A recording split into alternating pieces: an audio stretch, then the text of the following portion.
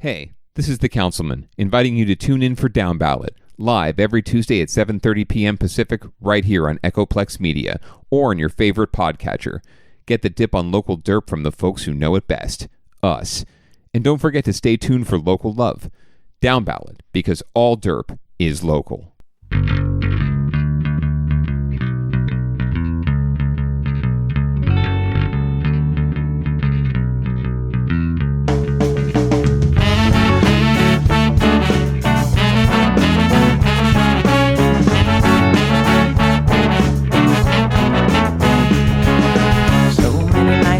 In this world, cesspool of kindness and ethical blindness. So please excuse my sarcastic tone. I'm a bit underwhelmed by the sample shown.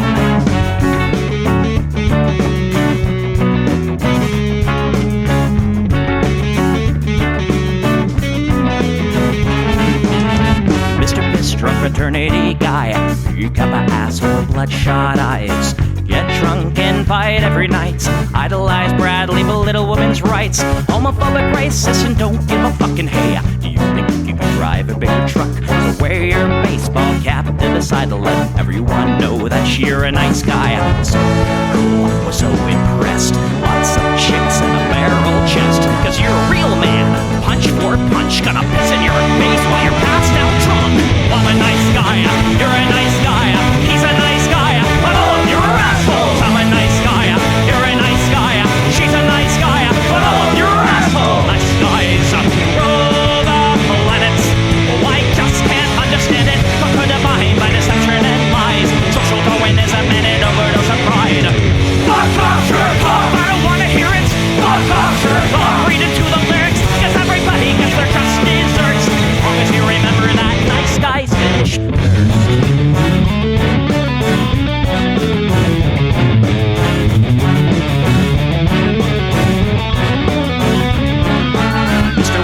You're next on the list. Such a nice guy who speaks through his fists. Prick with a penchant for messing with heads. A broken nose for dinner and breakfast in bed. Alcoholic, paranoid, and suicidal too. But you'll probably kill her before she gets away from you. Screws in the blue, letting her cry. All your friends say that you're a nice guy. Have a drink, this one's on me. Look, you're doing fine, losing to your disease. Comatose, I'll pack your bags. Bury you like Katrina. I'm a nice guy, you're a nice guy. We're all nice guys, but all of you are assholes. He's a nice guy, she's a nice guy. Hey, Tom Bo's a nice guy. All of you are assholes. Nice guys rule the planet. The polygammatic, conquer the body by deception and lies. Social Darwinism and an overdose of pride. Fuck off, jerk off. I don't wanna hear it. Fuck off, jerk off. Read into the lyrics, so let the bloody spill quench your thirst. As long as you remember that nice guys finish first.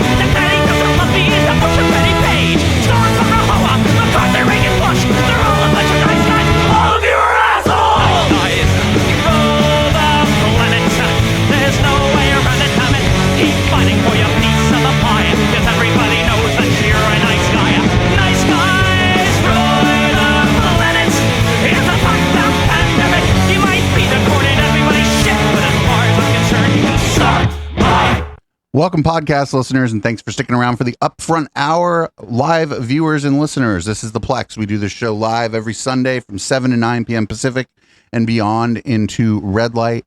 This podcast hour is the 8 to 9 p.m. hour. And I'm producer Dave. You can find me on Grindr. If you'd like to support this project, go to echoplexmedia.com, click the support tab. I'll be adding some new stuff to our swag shop this week. I have a couple really cool designs I'm working on for some shirts and stuff. And my co-host almost every week here, unless the Florida weather knocks out the internet. Yeah, I'm historian Matt. And since Dave brought it up, I will say I am probably not going to be here next week. not certain, but I will be on an adventure, and I don't think I'll be able to be on the podcast. So, but I should be back before the following week, and plenty of time to be on the show. And the weather's getting a little bit better here. It's turning into summer rains, which is in Florida. It's a 3 p.m. rains, every day, which means it'll be well over by the time that we do the podcast. So should be good to go. You can also see me on another Echoplex Media show called How the Tech Are You? It's our technology science podcast. It's mostly about tech. It's supposed to be about tech, but I've been slipping in a lot of science. Check it out. It's good. We recorded on Monday, but we put it out on Wednesday, and it's not a live show. It's recorded, goes out on YouTube, and as a podcast, any podcast places. So, Dave, do you want to give the people what they want, or did you want to say something first? Police officers. I don't hate the cops. There's a person inside when the truncheon stops. Oh, don't hate the cops. Oh, when the raiders come, who will protect the shops? Don't hate the cops. They're a sensitive bunch if you don't stop throwing your rocks. Snap, crackle, pop is the sound of a taser. Your body drops. Don't hate the cops. But don't hate the cops. Don't hate the cops. But don't hate the cops. Like your local police. Cause they don't do nothing wrong like your local police. Got rid of the corruption and the racism is gone. They've been keeping the peace, keeping homeless folks out of the parks and malls. Got a cure for your social disease. Follow the law, don't hate the cops. Follow the law, don't hate the cops. Follow the law, don't hate the cops. Follow the law, don't hate the cops. Follow the law, don't hate the cops. Put your hands above your head and show you're not afraid. I'm the fairest judge that your skin color's gonna get. And if you die before the sun comes up, the paperwork will take forever. Well, it might have worked out a little bit better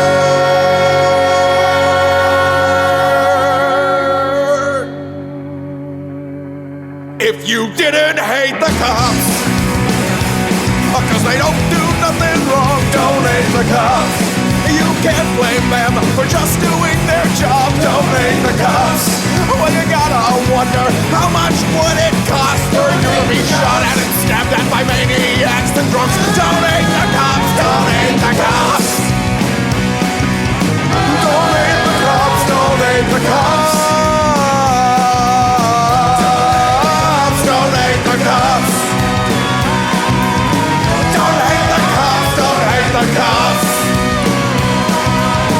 Don't hate the cops. Don't hate the cops.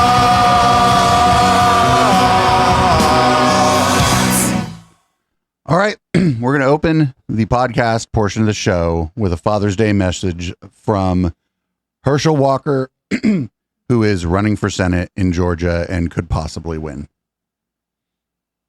Oh, no. I'll say something, y'all forgive me for this. It goes all the way back to slavery, that we still have that mentality sometimes. Back in the slave days, the father sometimes he become the big man on there, and they sell him off from the family. Right, or beat him to an They beat him or sell him off, so he's gone now. So the little kids are there now, they're working like that today because they got to grow up.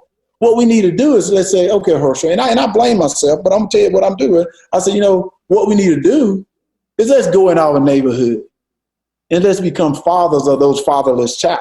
Get your education. It's going to be okay. Get your education. It's going to be all right. Hey, respect the police. Go home safe. Get home to your families. And remember, you can leave the wife, but don't leave your child. We give them those old things that I was brought up on from my father. because I was blessed to have a mom and a dad. And I'm saying some kids are not. And Charles, I want to say this, and I want to say this to all kids, not just the African American kids. This is major for them. Well, that's what I'm talking about. Give them good values that you have. That you say, you know what? And I said this to someone. I said, if you have a child with a woman, even if you have to leave that woman, you don't leave the child. Right. You let that child know. You try to work it out. You're going to be respectful to her. If you're going to be respectful to other things, you show that to your child. New at 11, Republican Georgia Senate candidate Herschel Walker is acknowledging a second son. His campaign confirmed the child after the Daily Beast reported Tuesday that the boy's mother had taken Walker to court to establish paternity. I have 4 children, 3 sons and a daughter. They're not undisclosed, they're my kids. While he does support all children financially, Walker has reportedly had no contact with his youngest son, aged 10. It is not known how much contact he has had with the 2 others, one 13-year-old and the other, a daughter he had while in college. Wow. Although I have to admit, I thought it was going to be a whole lot more word salad with Herschel Walker on Diamond and Silk.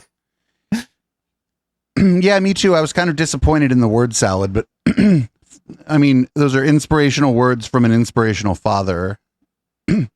Apparently, the only kid he stays in touch with or whatever is Christian Walker, who we've watched videos of before, and that he didn't do the best job of parenting that guy. I don't know if you know his son's like a sort of flamboyantly gay guy who a famous video was him complaining about gas prices, but he was in like a $1,500 sweater. And he's definitely using a credit card that he does not pay the bill on because his dad's Herschel Walker, right? So it was that's famously, his kid's like a kind of a spoiled brat and a total jerk. So up next is Ted Cruz getting heckled at some kind of Patriot event. And I can't quite tell, but I think it's the Groypers. I think it's Nick Fuentes' group heckling him. And they're calling him a globalist and a coward and all this shit. I love to see them fight. I just love to see them fight. You do for America. You know that. Remember how Trump made fun of your wife and then you go become best friends with Trump? I know, but why do you do that? You go become best friends with Trump after he makes fun of you and your wife. Why do you do that? I understand you don't want to defend Texas. And you don't want I do love America. See, you don't. You care more about the border between Ukraine and Russia than you care about the border between Texas and Mexico. Why is that? Why do you care about that? I know, but why are you a globalist? You're a globalist, bud. You know it, Ted. Hey, Teddy, you're a globalist. You're a globalist, Ted. You know that, bud. And that's why you're a coward and a liar. And you know that, and I know that. And that's why you're afraid to stand up for it. When people were freezing and dying, you were in Cancun, Mexico. You remember that? You remember when you're at the all-inclusive buffet while people were freezing? No, but do you remember that, Ted, when everybody was freezing? Remember that, when people were dying? What were you doing?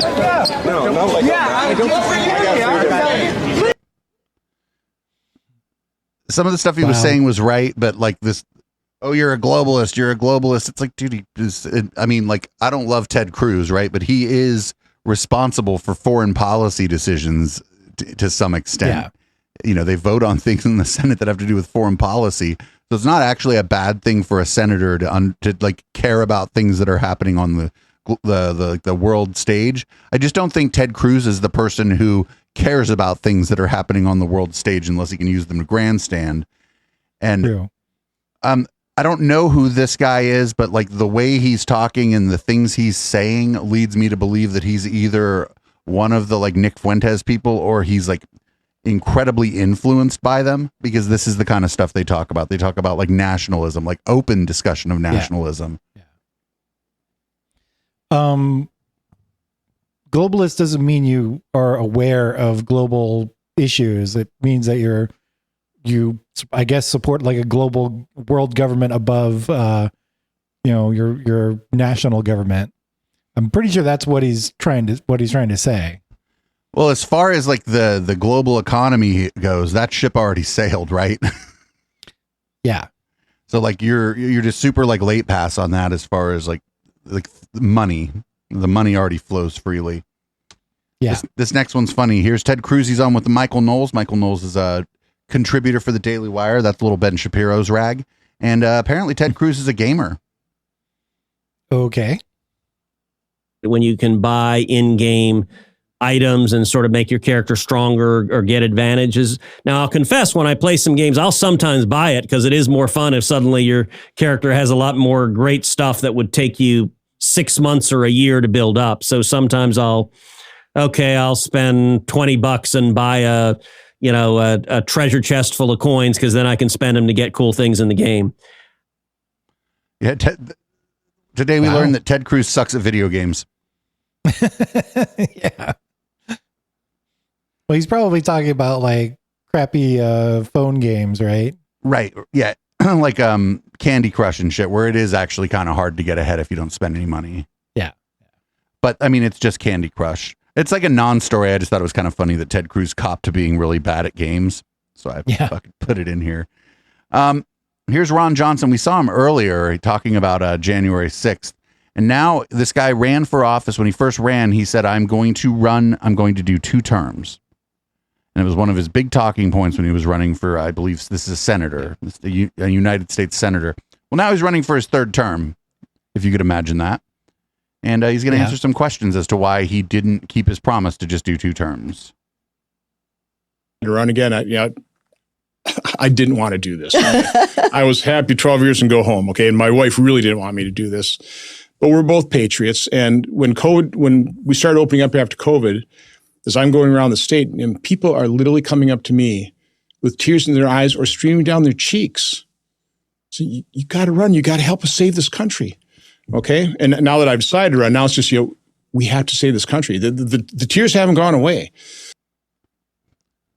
It's an everybody clapped moment, right? He's like, do you think that this is a true story that people were coming up to him and saying, you have to keep doing this job?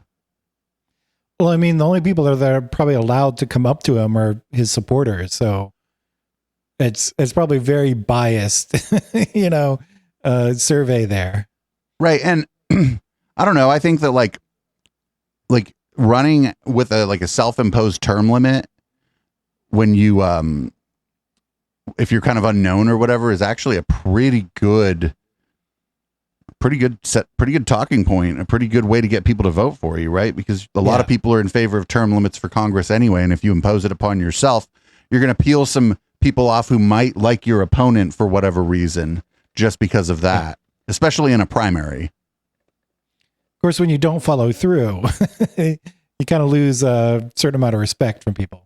Yeah, but then you don't really have to win a primary ever again if you're a senator. If you're already a senator, sure, somebody might run against you in the primary, but it's not like they generally have a chance. It's very unlikely that somebody in a primary election is going to knock off somebody who's in the Senate. It's a little more common in the House of Representatives, and I think it's just because there's a lot more representatives, and so there's a lot more chances for it to potentially happen. Mm-hmm. So, up next is Lauren Boebert. She claims that Biden wants to give criminal illegal alien terrorists $450,000 when they get across the border. Sure. It's like never mind. No, we're gonna leave that one in my head. She's using that logic tool, right? She's using the logic tool. Our gotaways. And so these are the criminal aliens. We're talking terrorists that are coming through our nation's border. And they get a cell phone when they come through. They wanted to give them $450,000 checks when they came through. And they certainly get a bus ticket or a plane ticket to fly anywhere in America that they say they know someone. Chain migration taking place in our country. Chain migration. I haven't heard that one in a while. Yeah.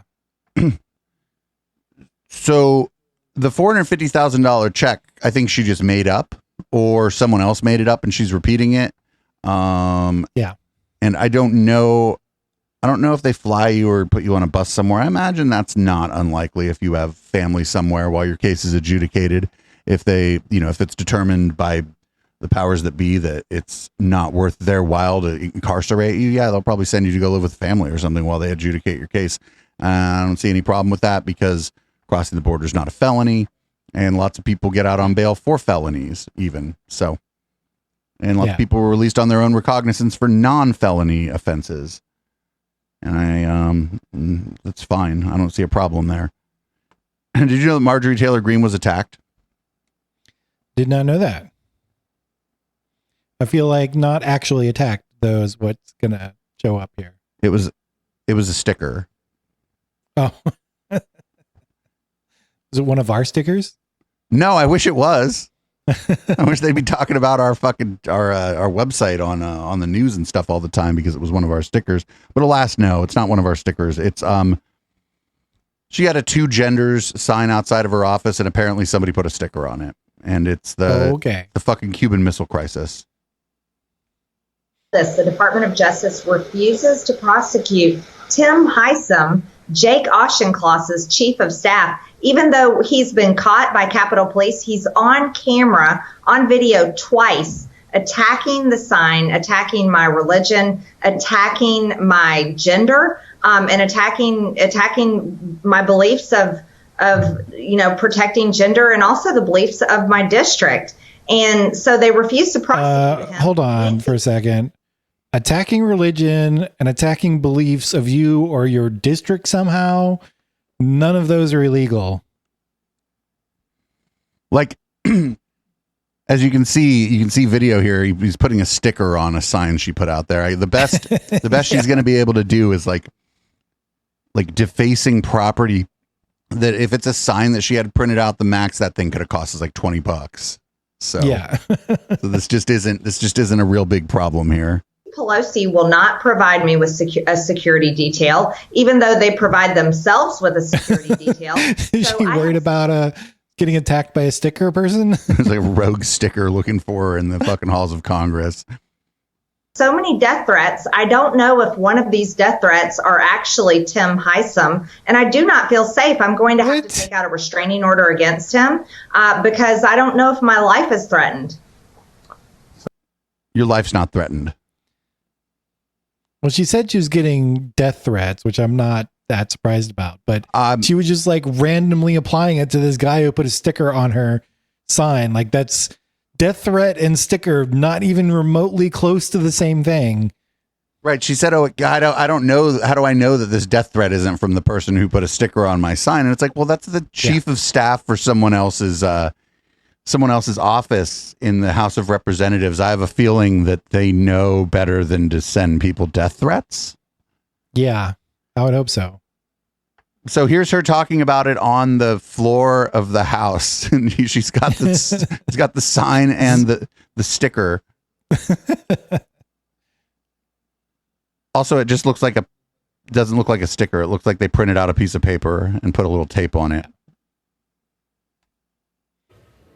So I did find out who this person is, and it's reported in the news. I did find out that it's Representative Jake Auchincloss, chief of staff. His chief of staff is the person that has been consistently attacking the sign, targeting me, harassing me. This is a chief of staff. This isn't like a low-level staffer. This isn't an intern. This is a chief of staff that's had quite a career here, working in this institution. Who knows better? I don't even think it was a sticker. It looks like they printed out, looked like it was like an 8.5 by 11 piece of printer paper that they printed a message on and taped to the sign or something. Unless it's one of those that's like the whole 8.5 by 11 sheet you run through your printer is a sticker kind of thing. Fair enough. You're supposed to cut it up, you know. Fair enough. Anyway, I don't think that this is a big thing that needs to be investigated. No. I don't know. I don't think that they should be defacing each other's property, but like in the scale of things, this is like a non-story. So here's her on her show. I don't know where her show airs. It's just the MTG show. I don't know. Maybe it's on her website. And here's her talking a little bit more about this heinous act of criminal violence. Clinical Research Subcommittee of the NIH Global Health Research Working Group. Wow, I think he's definitely somebody that we're going to want to talk to in a Republican majority when we're asking questions about COVID-19, where we're asking questions about bioweapons, not only in China at labs like the Wuhan lab, but probably at also biolabs, maybe in countries like Ukraine. I think there's a lot of questions that we need to ask Jake's dad, Dr. Auchincloss, who works with Dr. Anthony Fauci, and what all were they doing And what happened? Is she just getting like her info directly from Russia? Is this what's going on?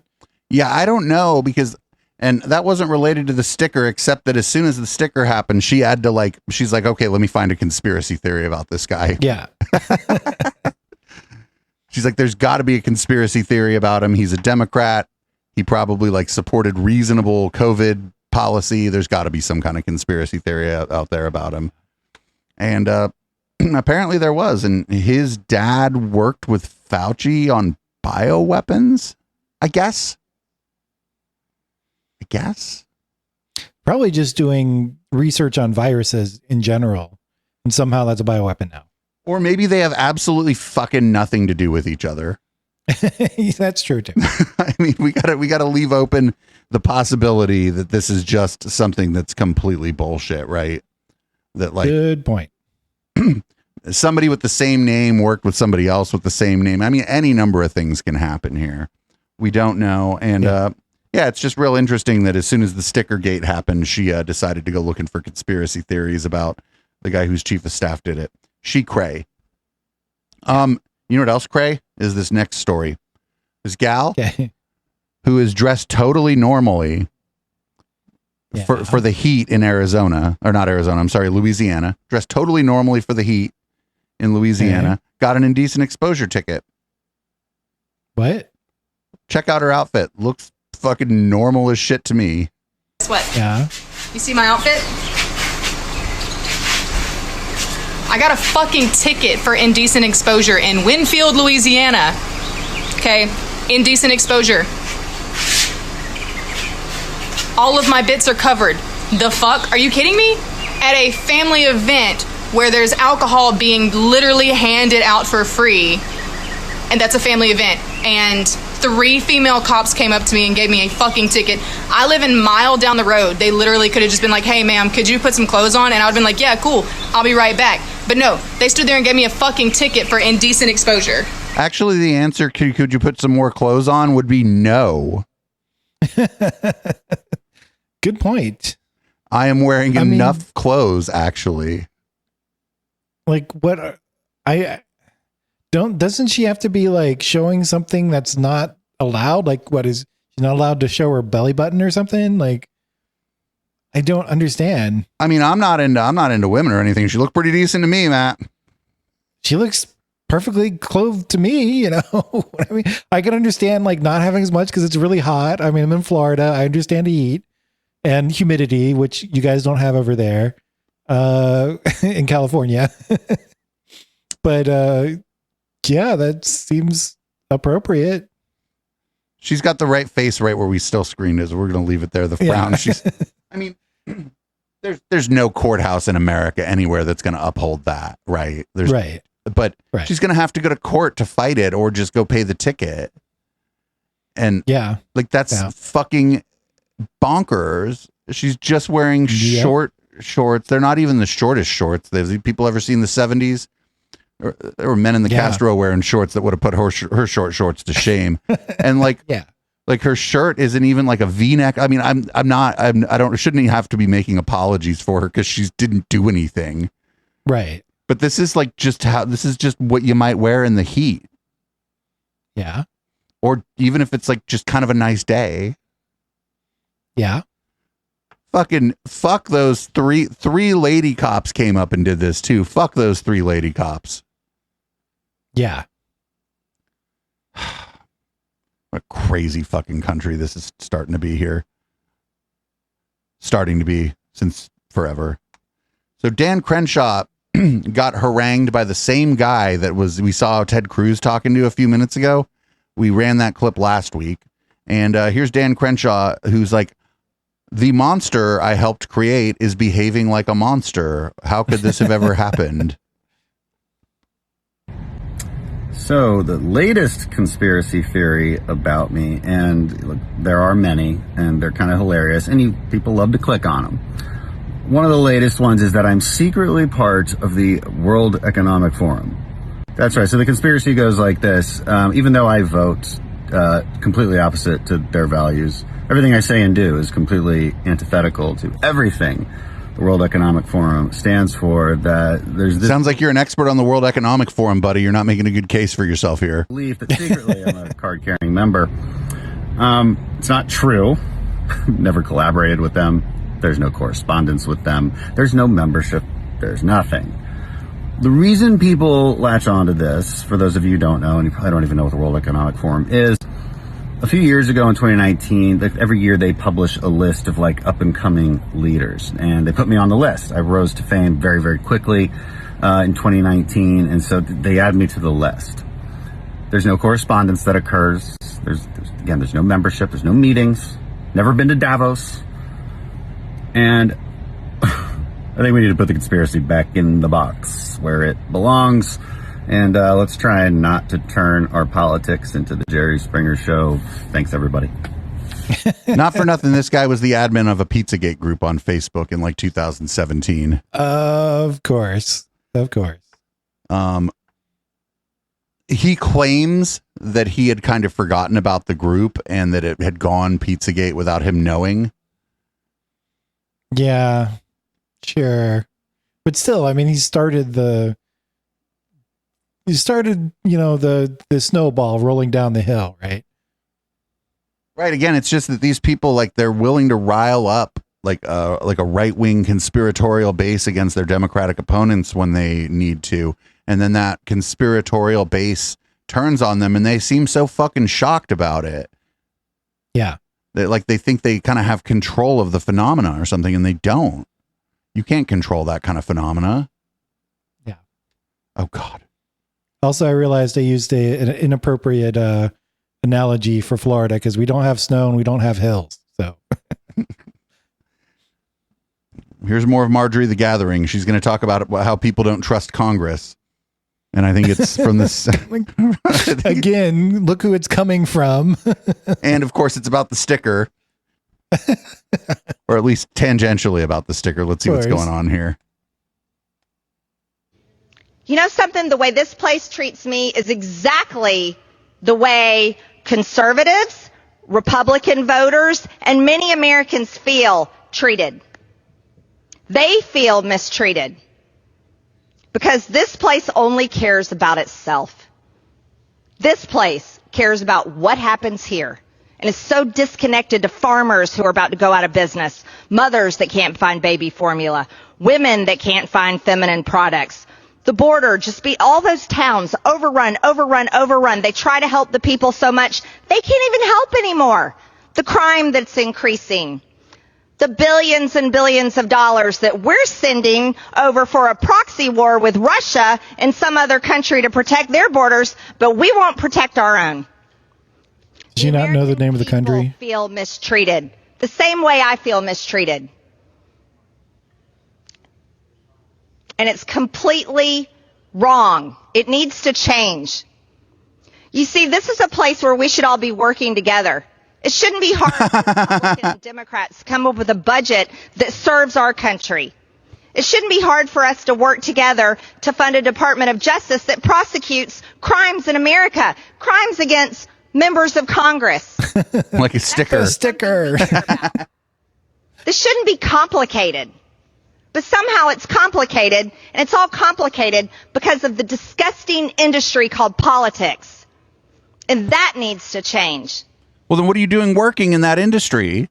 Seriously. We're going to hit a point one day where the American people, they're so sick of us. They're sick of Congress. They're sick of what happens here. And we're going to hit a point one day where the American people, not only are they sick of us, but they just won't trust us anymore. And you want to know something? I don't blame them one single bit. So that ship has sailed. The way this works in a lot of cases is people don't trust Congress. They like their congressperson, but they think the whole rest of them are a bunch of jokers and frauds and shit. And I bet that's the sentiment in her district too, where they're like, "Oh, Marjorie's killed some of the people, the majority of the voters, because she did win the last election, and there's no sign that she's going to lose this time." So, unfortunately, yeah, I don't know. I mean, I could think of a lot of reasons not to trust Congress, but she was up there talking about Stickergate, and that's just not one of them. And she was also talking about the border towns, and not for nothing. When you look at an electoral map of Texas, where's all the blue at? Where is it? On the border borders? towns. Yeah. They're not in favor of this sort of hard line on the border. They're voting in representatives from the Democratic Party. But Dave, that's because of the Great Replacement. See, the border towns have already been replaced. Oh, that's right. It's the front lines of that white replacement theory, right? They've already replaced all the regular voters. I forgot about that. That's a good fucking point, Matt. Thank you for bringing that up. So, what we got next? We got Senator Ron Johnson again. This time he's talking about fake electors, and he's being interviewed it's a little walk and talk. So I can't promise anything on the audio. You might just mostly hear the air. We'll see, because I don't think anybody here has one of those little Don King hats like our portable recorder has. Right. I didn't deliver. We called them up. He didn't want it, and we didn't deliver it. But why? Why did you even offer it without vetting it? Exactly. We got handed an envelope that was supposed to go to the vice president. I didn't know. So we called out the vice president. He didn't want it. We didn't deliver it. It's not a story. Guys, this is such a non-story. Are you going to ask who got it? When you had received the envelope? Pardon? Was that the first you had heard of it when you received the envelope? And do you remember who gave it to you? It was a staff deal. I mean, it apparently had Michigan and Wisconsin. I had no hand in any of it. Again, this lasted a couple minutes in our office, and the episode is over. Again, this is total non-story. Are you going to ask your aides about who this person was? Have you asked? We did. No, literally don't. It was a staff-to-staff. Somebody from the House, some staff intern, said we got to. The vice president needs this or whatever. Again, I wasn't involved. I don't know what they said, but somebody from the House delivered it to a staff member in my office, my chief of staff. I'm getting big he's lying vibes. He's definitely trying to distance himself from something. Vice president, hey, we got this. And the vice president said, don't deliver it. We didn't. Are you curious about the identity of this person? Are you curious about the identity of this person? Do you want to ask about it? No, because there's no conspiracy here. This is a complete non-story, guys. Complete non-story. But wait, wouldn't an elected official, one with integrity, want to know whose office called them and tried to get them involved in some kind of felony conspiracy against the United States of America? I would think so. I'd want to know whose office called and tried to get me in to go on their little fucking crusade.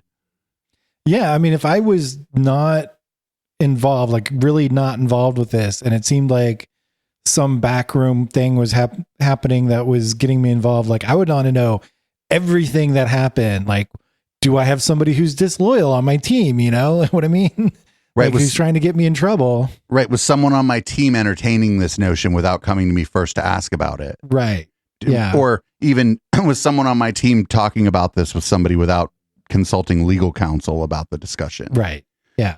I don't know what exactly like the chain of command would be, but yeah, I'd want to know who on my team was talking, who they were talking to, and who that other person worked for. But He seems very uninterested in all of that, the facts of the matter. Yeah. Which doesn't make him look great. No, I mean, he's, I don't know if he's interested, but he definitely is not interested in talking about it. Right. And it's funny, like you have a bunch of reporters surrounding you and you're trying to say that something is a non-story. Clearly there's a story here. Or at least they think there is. Yeah. But I mean, I still don't understand. If you get an envelope. If this were a real committee, they'd be asking, why wasn't the Capitol secured? Who was in charge of that security? This is a total partisan witch hunt, and I was not involved in this at all. So I don't know why you're even asking the questions. So why don't you just leave me alone? I wasn't involved, but if I was, it's actually a witch hunt. Committee reaches out and they want to talk to your staff about this. Would you allow them to cooperate if they wanted to know which House office asked you guys to do this? Trust me, when this news broke, I asked the questions. Nobody knows. And these just... That's probably not true. They probably keep meticulous records of every phone call. But it was your chief of staff who sent this information over. No, it was my chief of staff that contacted. He just came from the White House, first day on the job. He called up somebody he knew in the vice president's staff. Hey, wait, what was your chief of staff doing at the White House on their first day at the job? I don't know. You'd think there would be like an intake process.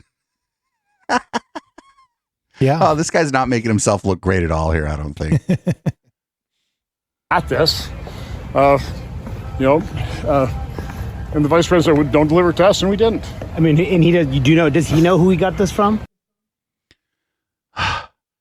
That all sounds fishy. I don't know who my staffer was. I don't know whose staff they were talking to. But no matter what, this is a partisan witch hunt.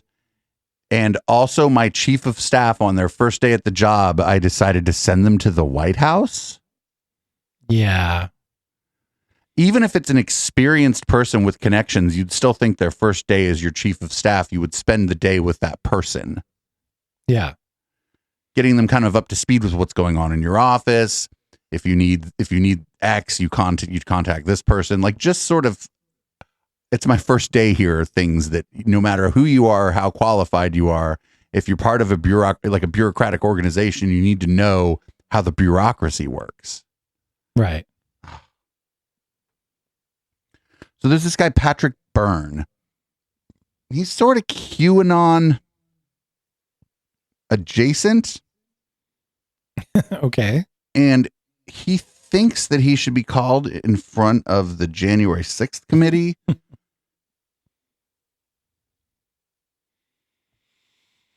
So he's responding to a request for the White House counsel, a guy named Pat Cipollone to testify. And he's like, well, why aren't you calling me? Here I am. Representative Cheney is calling on former White House counsel Pat Cipollone to agree to testify live. Hey, I repeat, I'm out here. I'll testify live under oath. No lawyer around the world. Call me.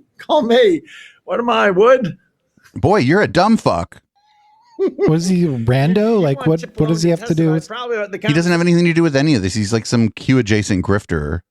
Okay. He was sort of, remember that negative 48 cult? He was sort of friendly with the Michael Protzman guy that ran the negative 48 cult. I don't think he was involved in the negative 48 cult, but he's definitely like a pick me for like the far right. Yeah. Conversation that I was in, you don't have to twist anyone's arm. I'll come and tell you the whole thing. I'll come and tell you the whole thing. What whole thing? You don't have any information. Story of my life. Always the bridesmaid, never the bride. No, in this case, you weren't even invited to the wedding because you're weird. Well, I mean, that kind of gives away what his whole point of this, right? He just wants to be in front of the camera, right, to get attention. Yeah. Yeah, it's weird because he had nothing, like there's no, to my knowledge, his name hasn't really come up in the investigation of January 6th in any sort of meaningful way. I don't think he was there. I don't think he like is associated with the Proud Boys or the 3%ers. The only way in which he's like tangentially related is just that he was kind of spreading QAnon adjacent propaganda.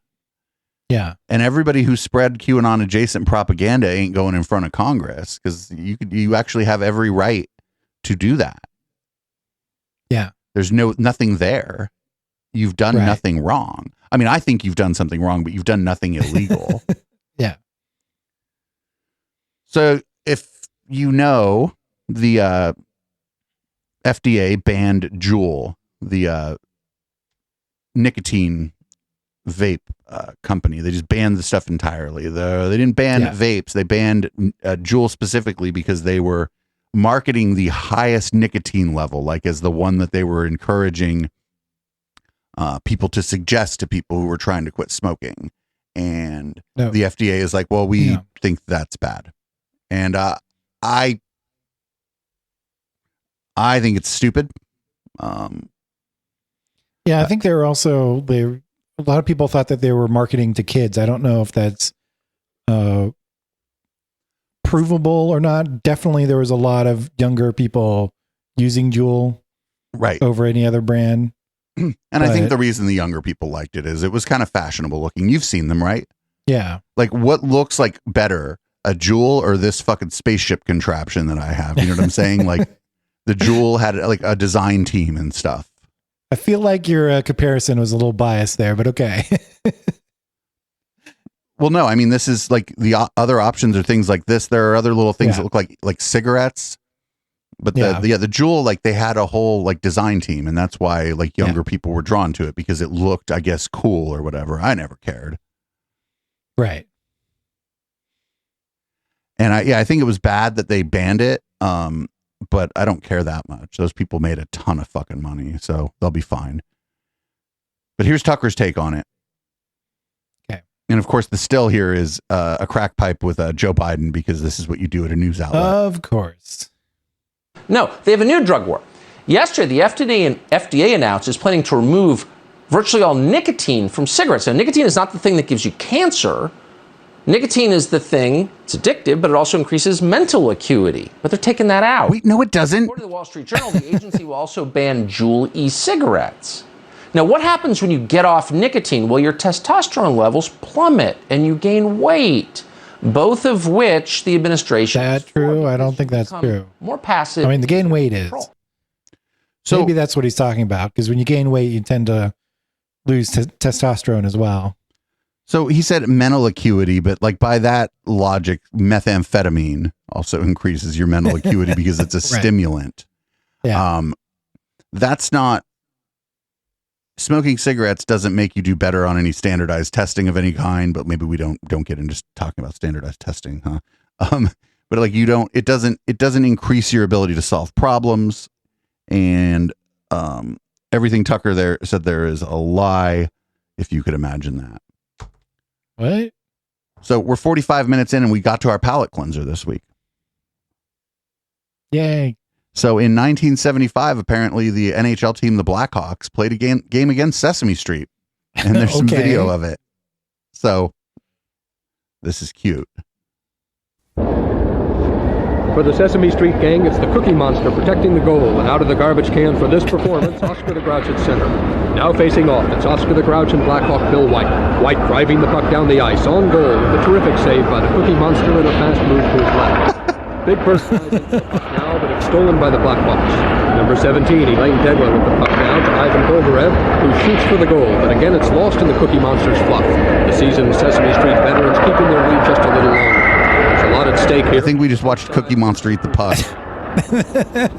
Now second period action. Big Bird unsure of his footing on the ice. Bumps into Elaine Degla and there's an altercation against the boards. It's Bolgarev with the puck now trying to regain the lead. Big Bird just punked number 17. By Big Bird. In the closing seconds, these are the plays that make the big difference. And this goal by Oscar the Grouch makes it 3-2, the Blackhawks lead. Oh shit. They lost. Although I guess if Cookie Monster eats the puck, it's hard to win. Yeah, I don't know if like, do you get a goal by default if Cookie Monster eats the puck? I don't know. I like just the thought announcers. I like the announcers. They're very serious about the game. Well, it's only funny if the announcers pretend it's a real hockey game, right? That's true. That's true. But it was super cute, and also like critical support to whoever was trying to skate in that Big Bird costume. The other costumes were a little more like, looked like it was getting probably a little easier, but the Big Bird costume, he got that big head on and shit. Yeah. Super difficult, but good job, everybody. Good game, everybody. It's not who wins, it's how you play the game. I don't think I've ever, good one. I don't think I've ever seen Oscar the Grouch outside of the trash can. So yeah, it's nice to see him getting out and getting some air. Exercise, getting some air for the bottom half of his body. So that was fun. Up next, we got old Tuck Tuck. He's mad at Stephen Colbert. Called Stephen Colbert a Karen. So how is what Stephen Colbert did different from what the protesters on January 6th have been convicted of doing? That's a very good question. And it's a question that Colbert himself spent the weekend thinking about. His conclusion, well, unlike Trump voters, Stephen Colbert is a very good person. Therefore, any comparison to Trump voters is not simply ridiculous, it is a moral crime. Watch. Now, it's predictable why these TV talkers are talking like this on the TV. They want to talk about something other than the January 6th hearings on the actual seditionist insurrection that led to the deaths of multiple people and the injury of over 140 police officers, but drawing any equivalence between rioters storming our Capitol to prevent the counting of electoral ballots And a cigar-chomping toy dog is a shameful and grotesque insult to the memory of everyone who died. And it obscenely trivializes the service and the courage the Capitol Police showed on that terrible day.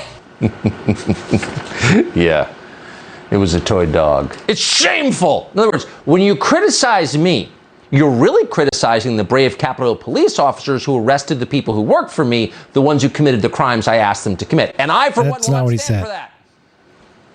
That's what he just said. That's now, not what he you just have said. there is not so much an explanation. In fact, it doesn't explain anything. Instead, it's a master's class on whiny, rich, liberal self-righteousness. It's a distillation of a worldview that is so concise and so perfect. By the whiny, rich conservative. Future seeking to understand how our civilization. Conservative is putting it mildly. Not only am I not sorry, you're the criminal for bringing it up. Stop hitting me, he screams as he punches you in the face. That is passive aggression taken to the level of art. And anyway, Colbert says, shut up. I'm a comedian with a toy dog. You can't criticize me.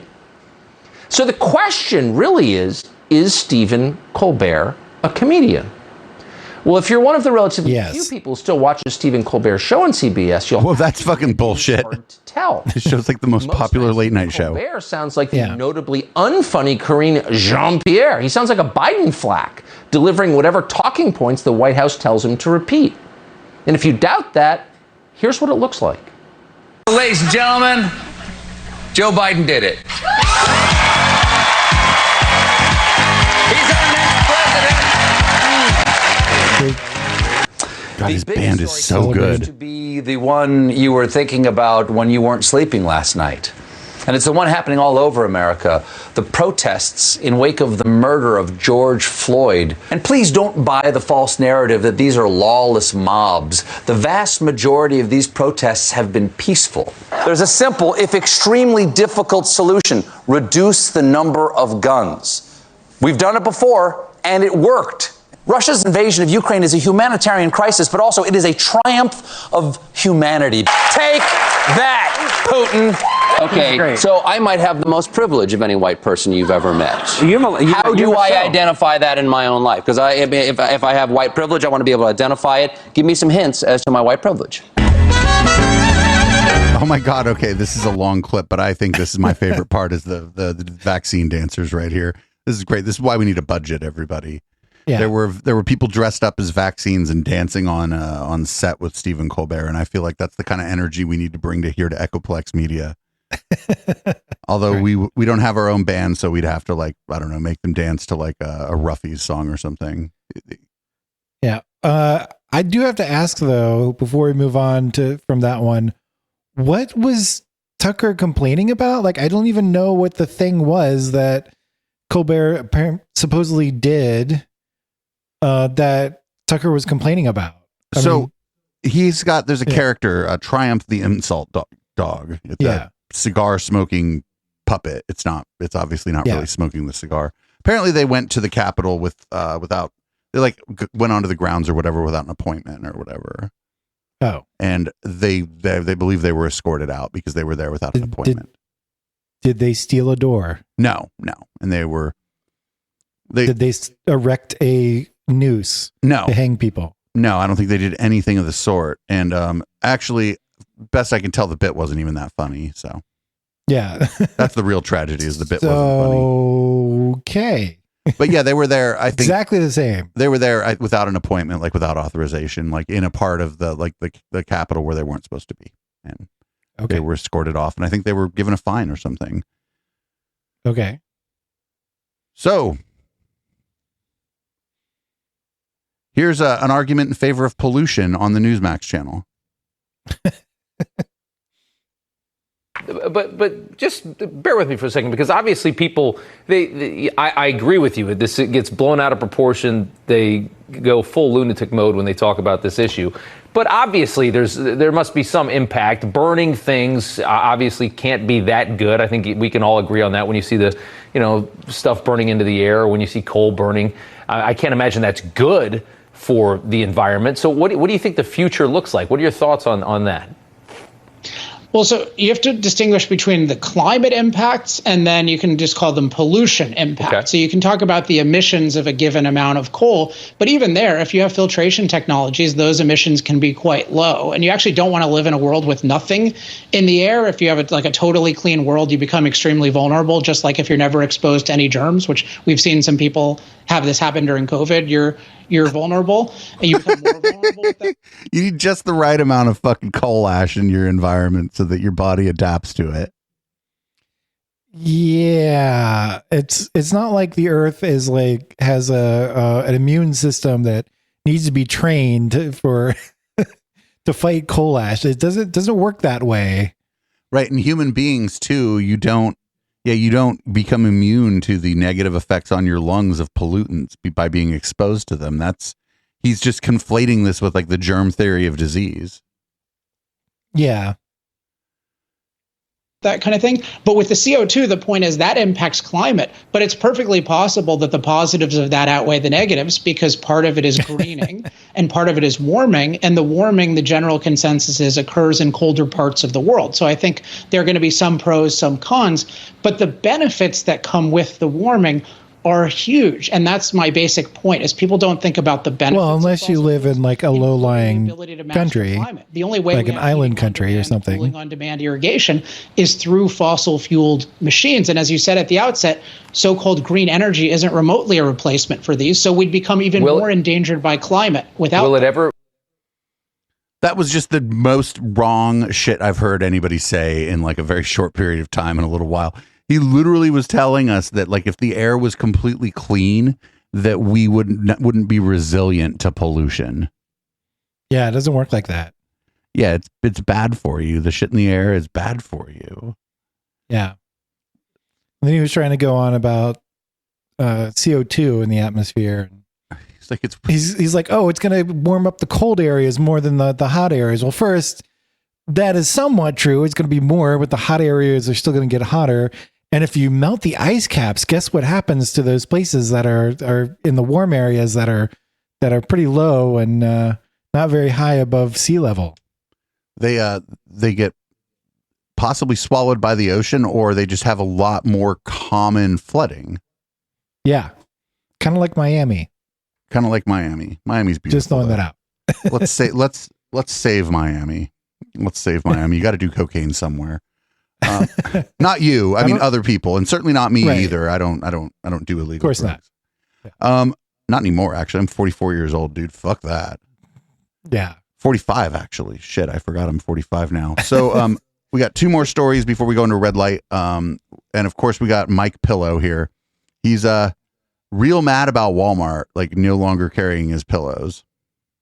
He's the last 2 weeks we've had clips of him talking about this very thing at his events. The biggest retailer that was Walmart. So when they drop, that affects my employees directly. Now I went to my employees and I said, I promise you no matter what, no one's getting laid off because of what Walmart did. Even if I have to pay them like I did during the China virus, I paid people during the China virus, even though some of them couldn't work. Yeah. And you know what? The China virus? Keep attacking. Yeah, he's racist. Go figure. They want to attack my pillow to bring me down, my money. Right. To bring down the money. And I went through tens of millions. I got news for them right now. I will borrow money. I will sell to get money. I will do whatever it takes to get our country back. It does. So they're wasting their time all they're doing is hurting themselves, Walmart. What do you think Walmart's bottom line is impacted by a few people who are pissed off that they're not carrying the Mike pillow? Or do they go there and just buy a different ass pillow? They definitely bought a different pillow. But what is kind of surprising to me is that Walmart was carrying the pillows anyways, because they're like wildly overpriced. And Walmart, you know what I mean? Walmart has their own brand of that kind of stuff. Yeah. And they probably they have their own pillows that are the same kind of pillows. I think it's like memory foam pillow, right? Right. It's like crushed memory foam. It's like basically like the ends.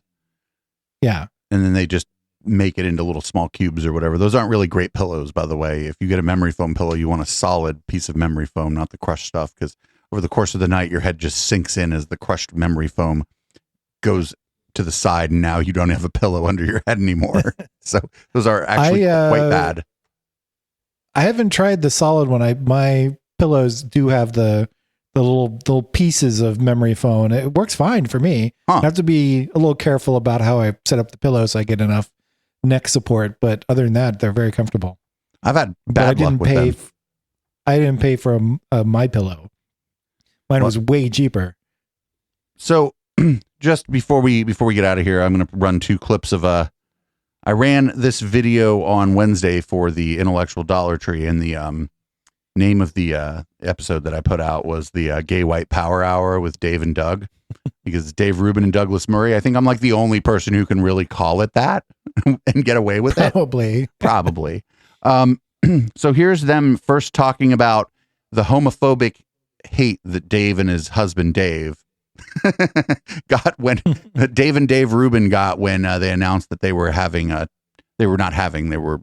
to have 2 kids. And he's going to just say, it wasn't so bad. You know that David and I made this announcement in the last couple of weeks about having kids, and we're obviously overjoyed, and it's great. And 99% of what I got, especially from my friends on the conservative side of the aisle, was amazing. Nothing but love and support, a lot of it publicly, plenty of it privately, but it was all good. But there was this is sped up, isn't it? Frog related, but not all. It does sound like it. People anger towards this related to gay, related to IVF, a whole bunch of other things. And I thought, I don't want to pay too much attention to what a small minority are saying, but it's not nothing. And I often say to you at some point in all of our interviews, you so happen to be gay, zippity-doo-dah, okay, here we are. But as a conservative or I don't know all the words, I don't want to put anything in your mouth. Fascist. What do we do with this tension? What do you think we do with this tension? It's funny, I haven't talked about it publicly that much because I don't want to give too much credence to it, because it was a very small minority of angry people. It wasn't, and by the way, not just angry people, because some of the things I think are legitimate concerns. You know, if 2 gay men have kids, well, where's the role of the mother? Right. You know, things like that. There are things I've written about that. Yeah, there are things to talk about. So what do you think we do?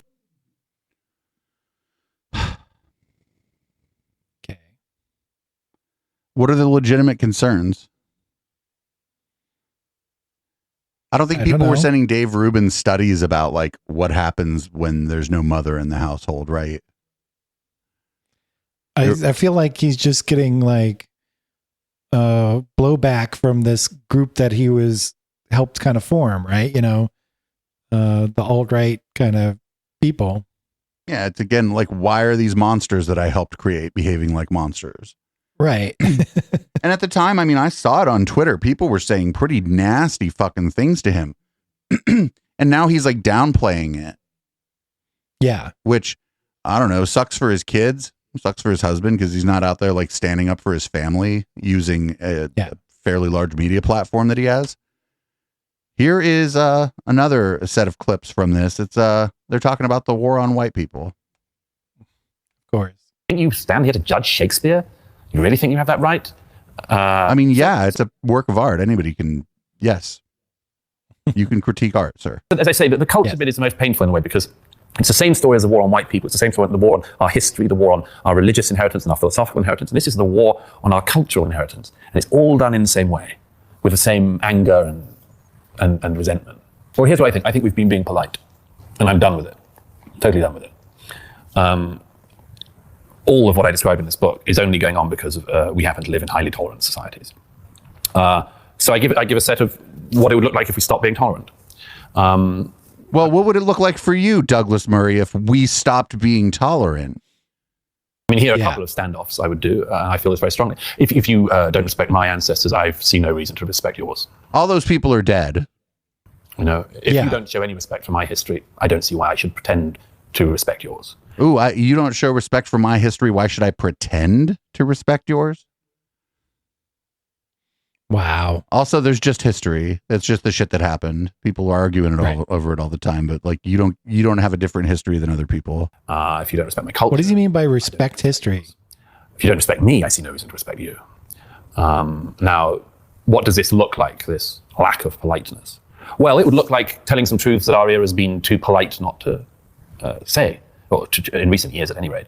In the end of his series on civilization, Lord Clark memorably said that courtesy was one of the things that defined the West.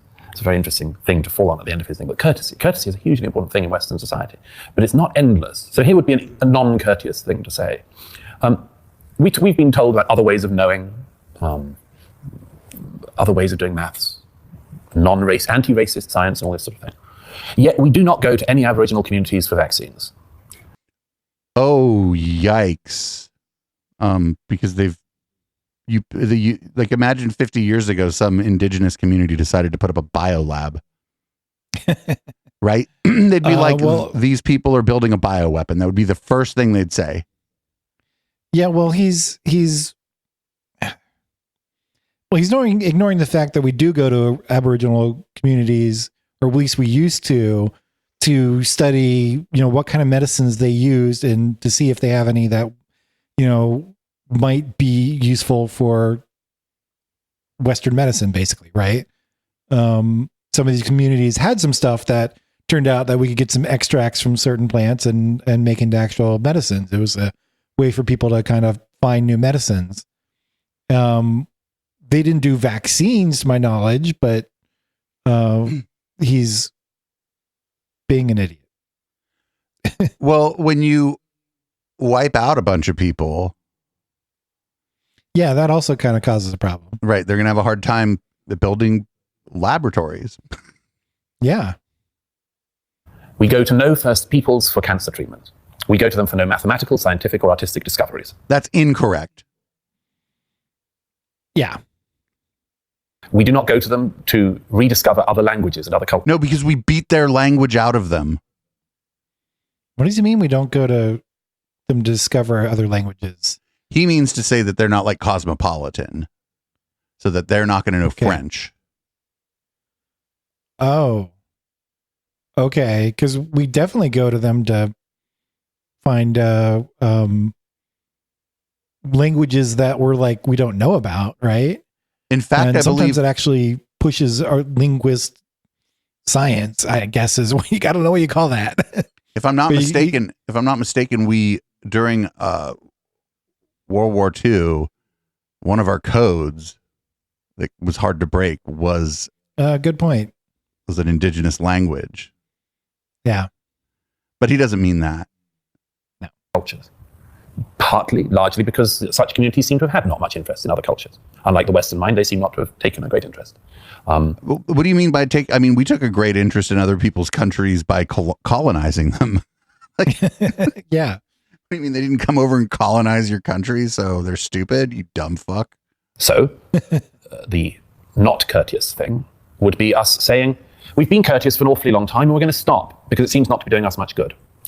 So, we will pursue truth wherever we want to pursue it, through whatever means we have and whatever disciplines we have, and we will stop pretending that alongside all the great philosophy of the West, Native American philosophy is equal.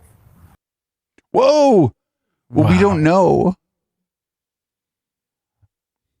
Well, I mean, he said philosophy, but I feel like he really means culture. And that's not like something you can really compare as better or worse. You know what I mean? They're different. Well, the other thing is like, you can't you can, you can't isn't.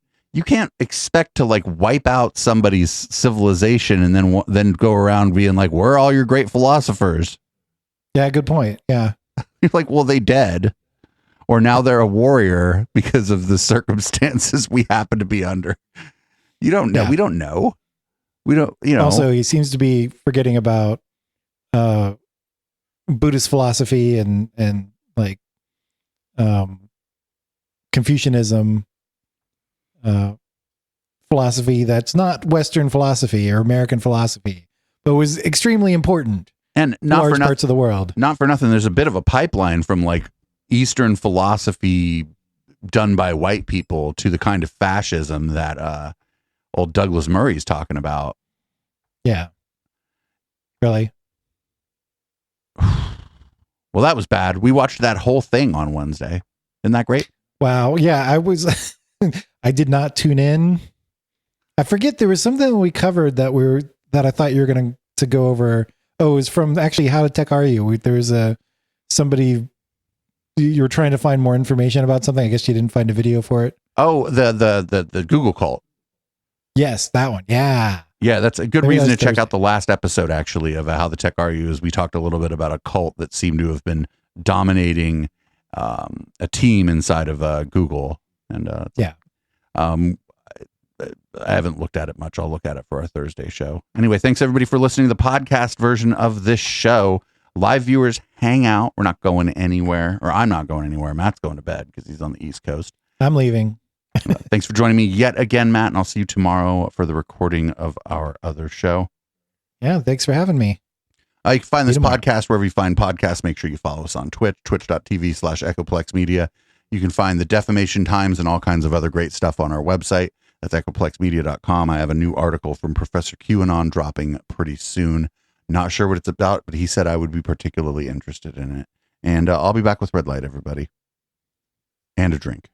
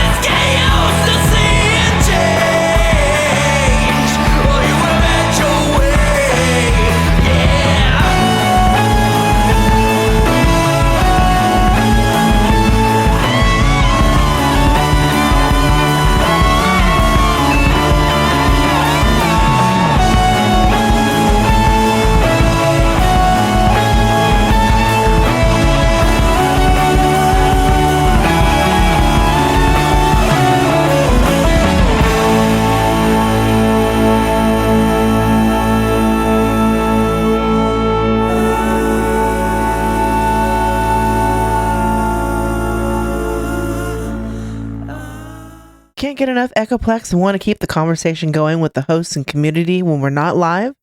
Then join our Discord server at discord.me/Echoplex.